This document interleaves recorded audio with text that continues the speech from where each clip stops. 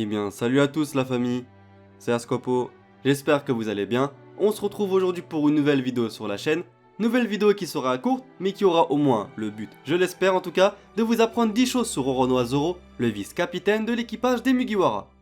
Comme vous l'avez constaté, je sors des vidéos pratiquement tous les jours, et donc, pour me soutenir dans mon élan, je compte vraiment sur vous pour liker un maximum cette vidéo, ça prend même pas une seconde et c'est vraiment important pour moi. Je tiens aussi à signaler que les informations que vous allez retrouver lors de cette vidéo ne sont pas de moi, dans le sens où je ne fais qu'imager en vidéo des informations déjà existantes. Je vais bien sûr vous mettre la source en description, et on va dire que si on arrive à atteindre les 200 likes en moins de 24 heures, eh bien je sortirai encore une nouvelle vidéo demain. En tout cas voilà, j'ai un peu fait le tour de ce que j'avais à vous dire, et donc si vous êtes prêts, c'est parti. Numéro 1. Zoro était choisi par Oda au début comme étant un membre de l'équipage de Buggy le clown, et ce, en tant que garde du corps de ces derniers, avant d'être finalement choisi pour être un membre de l'équipage des Mugiwara.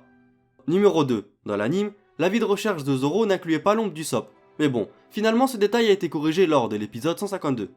Numéro 3. Zoro n'a utilisé le Wado Ishimonji en Intoryu qu'une seule fois depuis le début du manga, et ça, c'était lorsqu'il avait combattu Ryoma en combat à mort. A noter aussi que le Yubashiri était détruit à ce moment-là, autrement, il ne l'utilise jamais en Intoryu.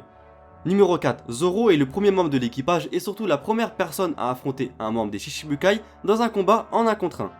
Numéro 5. La réintroduction de Zoro après l'ellipse ressemble à la façon d'un Mio qui est apparu au début de la série, et ce parce qu'ils ont tous les deux tranché en deux un galion, et apparemment ils l'ont tous les deux fait pour une raison assez futile. Numéro 6. Zoro est la seule personne connue depuis Ryoma à avoir tué un dragon, acte qui avait fait entrer ce dernier dans la légende. De plus, les deux l'ont tué de la même manière, en le décapitant dans les airs. Numéro 7. À Ice Blue, Zoro était réputé pour être un chasseur de primes sanguinaire, et pourtant, il n'avait pas un seul berry sur sa tête. Numéro 8. D'après un SBS, Zoro est spécialisé dans le fluide offensif.